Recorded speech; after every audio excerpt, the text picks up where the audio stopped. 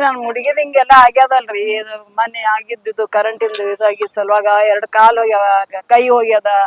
ಆಮೇಲೆ ಅವು ಒಂದ್ ಹುಡುಗರು 2 ಅದಾವ. ಆಕಿಗ ಒಂದ್ ಮಂದ್ ಬುದ್ಧಿ ಹುಡುಗದ. ಮಂದ್ ಬುದ್ಧಿ ಹುಡುಗಗ್ ಬಿಡ್ಲಕ್ ಹೋಗಿನೇ ಇಷ್ಟೆಲ್ಲ ಹಾಕೊಂಡ್ ಕೂತಲ್ರಿ ಆಕಿಗ. ಈಗ 2 ಕಾಲ್ ಹೋಗ್ಯಾವ. ಈಗ ದವಾಖಾನೆಗ್ ಇದ್ದೇ ಈಗ 2 ತಿಂಗಳೈತ್ರಿ. ಏನು ಅದಕ್ಕೆ ಇದು ಮಾಡಲ್ಲಾಗ್ಯಾರಲ್ರಿ, ಒಟ್ಟ ಕೇರ್ ಮಾಡಲ್ಲಾಗ್ಯಾರ. ನಾವ್ ಏನ್ ಮಾಡ್ಬೇಕ್ ಹೇಳ್ರಿ? 2 ಮಕ್ಳಿಗೆ ತಗೊಂಡು ಆಕಿಗಿಂತ ಬರೀ 2 ಕಾಲ್ ಹೋಗ್ಯಾವ, ಕೈ ಹೋಗ್ಯದ. ಆಕಿ ಏನ್ ಮಾಡಪ್ಲಿ ಅದ ಹೇಳ್ರಿ? ಅದೇ ಟೆನ್ಷನ್ ತೊಗೊಂಡ್ಸಿಂದ್ರ ಆಕಿ ಮನಿ ಅನ್ಕರ 10-15 ಗೋಲಿ ತಗೊಂಡಾಡ್ರಿ ಮನಿನ್ ದಿವ್ಸ. 4 ತಾರೀಕಿ ದಿವ್ಸ ಆಕಿ ಓದಕಿನೇ ಉಳ್ದಂಗ ಆಗ್ಯಾದ ನೋಡ್ರಿ. ಪೂರ್ತಿ ಒಳಗೆಲ್ಲ ಮತ್ ಮೂಗಿನ ಎಲ್ಲ ನಳಿ ಹಾಕಿ ಮಿಷಿನ್ ಹಚ್ಚಿ ಮತ್ ಆಕಿ ಉಳಿಸ್ಯಾರ. ಇದ್ರನು ಸತ್ತಂಗೆ ರೇಖಿ ಏನಾರ ನೀವು ಒಟ್ಟ ಇದು ಮಾಡ್ಬೇಕ್ ನೋಡ್ರಿ. ಅವ್ 2 ಏನು ಮಾಡಿ ಅಲ್ಲಾಗ್ಯಾರ ನೋಡ್ರಿ. ಏನು ಸಹಾಯ ಮಾಡಿಲ್ಲ, ಏನಿಲ್ಲ. ಸರ್ಕಾರ ಹೊತ್ತಿದ್ದಂತಾರೆ ಏನು ಇಲ್ರಿ. ಅವ್ರ ಆಲಂ ಪ್ರಭು ಬಂದೇ ಇಷ್ಟ 2-3 ಸಲ ಬಂದ್ ಹೋಗ್ಯಾರ. ಖರೆ ಅಂದ್ರ ಒಣ ಬರೋದು ಹೋಗೋದೇ ಐತೆ. ಆಕಿಗೆ ಏನು ನ್ಯಾಯ ಕೊಟ್ಟೇ ಇಲ್ಲ ನಾವು. ಆಕಿಗೆ ಏನಾರ ನ್ಯಾಯ ಕೊಡ್ಬೇಕು ನೋಡ್. ಅವ್ 2 ಹುಡುಗರದ್ ಏನ್ ಮಾಡ್ತೀರಿ ನಿಮ್ಗ್ ಬಿಟ್ಟಿದ್ ನೋಡ್ರಿ ನೀವು. ನಮ್ಮ ಮನ್ಯಾಗ ಗಂಡಸ್ ಮಕ್ಳಂತೂ ಯಾರಿಲ್ಲ. ನಮ್ಮ ಮಗ ತೀರ್ಕೊಂಡ್ 4 ವರ್ಷ ಐತ್ರಿ. ದಿನಾಂಕ 23 ಡಿಸೆಂಬರ್ 2024ರಂದು ವಿದ್ಯುತ್ ಸ್ಪರ್ಶದಿಂದ ಭಾಗ್ಯಶ್ರೀ ಎಂಬ ಒಬ್ಬ ಹುಡುಗಿ, ಒಬ್ಬ ಪೀಡಿತ ಮಹಿಳೆ ಬಸ್ಸಿಗೆ ಕರೆಂಟ್ ತಗುಲು ತಮ್ಮ ಒಂದು ಕೈ 2 ಕಾಲು ಕಳ್ಕೊಂಡಿರ್ತಾಳೆ. ಈ ಜಸ್ಕಾಂ ನಿರ್ಲಕ್ಷ್ಯತೆಯಿಂದ ಇದು ಆಗಿದ ಘಟನೆ. ಇವತ್ತಿಗೆ 73 ದಿನ ಕಳೆದರು ಒಬ್ಬ ಜಸ್ಕಾಂ ಅಧಿಕಾರಿಗಳು ಇಲ್ಲಿವರೆಗೂ ಬಂದು ಭೇಟಿ ಕೊಟ್ಟು ಅವರಿಗೆ ನ್ಯಾಯ ಕೊಡ್ತಕ್ಕಂಥ ಆಶ್ವಾಸನೆ ಕೊಟ್ಟಿಲ್ಲ. ಜಸ್ಕಾಂ ಅಧಿಕಾರಿಗಳು ಹಾಗೂ ಏನು ಸಂಬಂಧಪಟ್ಟ MD ಇದ್ದಾರೆ, ಈ MD ಅವರು ಇಷ್ಟು ಯಾಕೆ ನಿರ್ಲಕ್ಷ್ಯ ವಹಿಸ್ತಾ ಇದ್ದಾರೆ ಅಂತಕ್ಕಂಥ ಮಾತು ಒಂದು ಈ ಕುಟುಂಬಕ್ಕೆ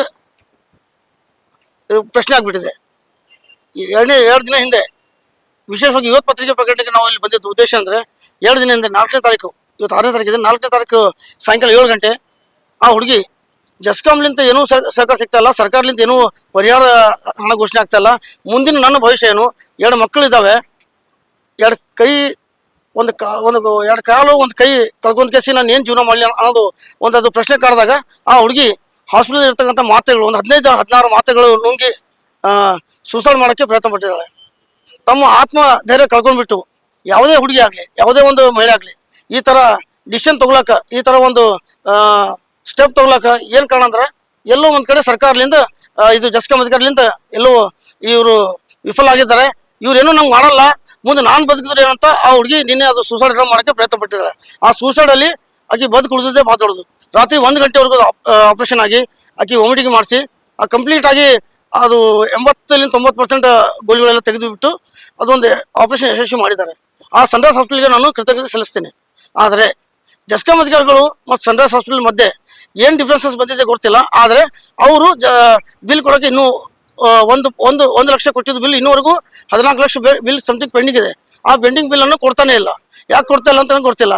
ಮಾನ್ಯ ಜಿಲ್ಲಾಧಿಕಾರಿಗಳು 2ನೇ ತಾರೀಕು ಫೋನ್ ಮಾಡಿ ಜಸ್ಕಾಂ ಅಧಿಕಾರಿಗೆ ಹೇಳ್ತಾರೆ, ಇವ್ರು ಇಲ್ಲಿ ಬಂದಿದ್ದಾರೆ, ಅದೇನು ಬಿಲ್ ಇದೆ ಪೆಂಡಿಂಗ್ ಕ್ಲಿಯರ್ ಮಾಡಿರಿ, ಅವ್ರಿಗೆ ಒಂದು ಸರ್ಕಾರದಿಂದ ಏನಾದರೂ ಒಂದು ಹಣ ಘೋಷಣೆ ಮಾಡ್ತಕ್ಕಂಥ ಕೆಲಸ ಆಗಲಿ, ಅವ್ರಿಗೆ ಪರಿಹಾರ ಘೋಷಣೆ ಮಾಡ್ತಕ್ಕಂಥ ಆಗಲಿ, ಜಾಬ್ ಸೆಕ್ಯೂರಿಟಿ ಆಗಲಿ, ಈ ವಿಷಯದಲ್ಲಿ ತಾವು ಅವ್ರಿಗೆ ಹೋಗಿ ಭೇಟಿಯಾಗಲಿ ಅಂತ ಜಸ್ಕಾಂ ಅಧಿಕಾರಿಗೆ ಮಾನ್ಯ ಇದು ಫೌಜಾ ತರನ್ ಮೇಡಮ್ ಅವ್ರು ಹೇಳಿದ್ರು ಸಹ ಇವ್ರು ಮಾಡಿಲ್ಲ. ಅದಕ್ಕೆ ಇದು 4ನೇ ತಾರೀಕು ಘಟನೆ ಆಯಿತು. ಆ ಹುಡುಗಿ ಎಲ್ಲೋ ಈ ವಿಷಯ ಕೇಳಿಬಿಟ್ಟು ಎಲ್ಲೋ ಒಂದು ಕಡೆ ಸರ್ಕಾರದಿಂದ ವಿಫಲ ಆಗ್ತಾ ಇದೆ, ನಾನು ಬದುಕು ಉಪಯೋಗ ಇಲ್ಲ, ನಾನು ಮತ್ತೆ ಮನೆ ಹೋದ್ರೆ ನಮ್ಮ ಮನೆಗೆ ವಜ್ಜೆ ಆಗ್ತೀನಿ, ಆ ಕುಟುಂಬಕ್ಕೆ ವಜ್ಜೆ ಆಗ್ತೀನಿ ಅಂತ ಈ ಹುಡುಗಿ ಡಿಸಿಷನ್ ತೊಗೊಂಡ್ರು. ಎಲ್ಲೋ ಒಂದು ಕಡೆ ನಂಗೆ ಕಂಪ್ಲೀಟ್ ಆಗಿ ಜಸ್ಕಾಂ ಅಧಿಕಾರಿ ಒಬ್ಬರು ವೀರಭದ್ರ ಅಂತ ಸಾಲಿಮನಿ, ಹಾಗೆ ಇನ್ನೊಬ್ಬ ದಿಲೀಪ್ ರೆಡ್ಡಿ ಅಂತ, ಇವರಿಬ್ರು ಕಲಬುರಗಿಯಲ್ಲಿ ಇಂಥ ಭ್ರಷ್ಟ ಅಧಿಕಾರಿಗಳು ಇದ್ದಾರೆ ಅಂತ ನಮ್ಮ ಕಣ್ಣಿಗೆ ಕಾಣ್ತಾ ಇದೆ. ಯಾಕಂದ್ರೆ ಮನುಷ್ಯತ್ವ ಇದ್ರೆ ಅವ್ರು ಬಂದು ಅಟ್ಲೀಸ್ಟ್ ಒಂದು ಮಾತು ಹೇಳಿ ಹೋಗ್ತಾ ಇದ್ರು. ಅವ್ರು ಜಸ್ಕಾಂ ಅಧಿಕಾರಿ ತಂದು ಭೇಟಿ ಮಾಡ್ತಾ ಇದ್ರು. ಇಂಥ ದೊಡ್ಡ ಘಟನೆ ಆದರೂ ಅವ್ರು ಇನ್ನೂವರೆಗೂ ಭೇಟಿಯಾಗಿಲ್ಲ. ಈ ಘಟನೆ ಮೊನ್ನೆ ಆಗಿದೆ, ಇನ್ನೂರು ಭೇಟಿ ಅಂದ್ರೆ ಅವ್ರು ಇಂಥ ಸಾಕ್ಷಿ ನಾಶ ಮಾಡ್ತಕ್ಕಂಥ ಕೆಲಸನೇ ಮಾಡ್ತಾ ಇದ್ದಾರೆ.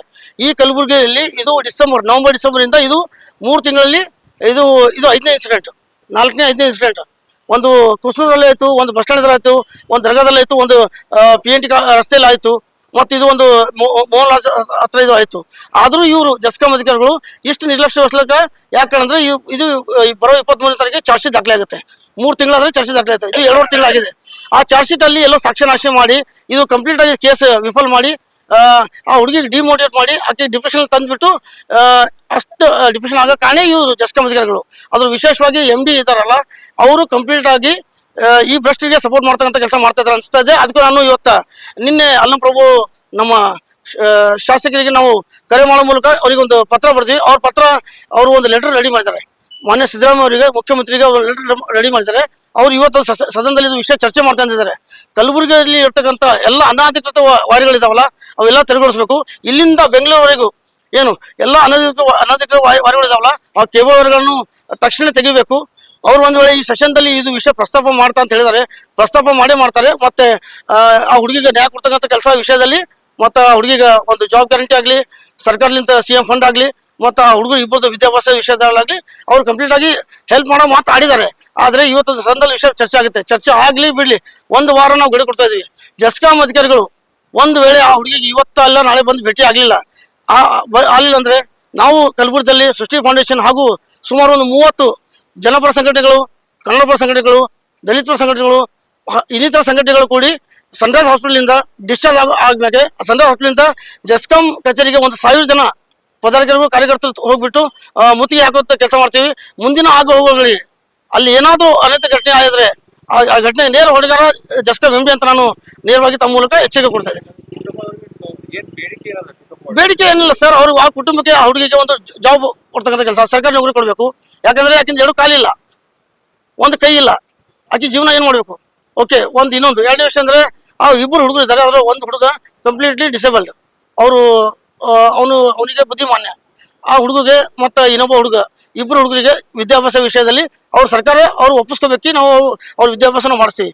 3ನೇ ವಿಷಯ, ಸರ್ಕಾರದಿಂದ ಏನಾದರೂ ಕನಿಕರ ಪಡೆದು ಅಟ್ಲೀಸ್ಟ್ ನಾನು ಒಂದು 2 ತಿಂಗಳ ಮುಂಚೆ ಇದು ಪತ್ರಿಕಾಗೋಷ್ಠಿ ಕರೆದಾಗ 1 ಕೋಟಿ ಹಣ ಆದರೂ ಪರಿಹಾರ ನೀಡಂತ ಹೇಳಿದ್ವಿ. 1 ಕೋಟಿ ಹಣ ಬಿಡಿ, 1 ರೂಪಾಯಿ ಕೊಡ್ತಕ್ಕಂಥ ಅವ್ರದ್ದು ಮನಸ್ಥಿತಿ ಇಲ್ಲ. ಆ ಮನಸ್ಥಿತಿಗೆ ನಾವು ಕಂಪ್ಲೀಟ್ ಆಗಿ ವಿರೋಧ ಮಾಡ್ತೀವಿ. ತಮ್ಮ ಮೂಲಕ ಅವರು ಕೇಳ್ಕೊಳ್ಳೋದು ಅಂದ್ರೆ 1 ವಾರದಲ್ಲಿ ಅವರು ಈ ಡಿಸಿಷನ್ ತಗೊಳ್ಳಿಲ್ಲ ಅಂದ್ರೆ ಸರ್ಕಾರಕ್ಕೆ ನಾವು ಒತ್ತಾಯ ಮಾಡೋಕ್ಕೆ ಜಸ್ಕಾಂ ಅಧಿಕಾರಿಗೆ ನಾವು ಮತ್ತು ಅವರು ಏನು ಜಸ್ಕಾಂ ಇಲಾಖೆಗೆ ನಾವು ಮುತ್ತಿಗೆ ಹಾಕೋ ಮೂಲಕ ನಾವು ಪ್ರತಿಭಟನೆ ಮುಂದುವರಿಸ್ತೀವಿ ಅಂತ ನಾವು ತಮ್ಮಲ್ಲಿ ಕೇಳ್ಕೊತೀವಿ. ಕಿಶೋರ್ ಗಾಯಕ್ವಾಡ್.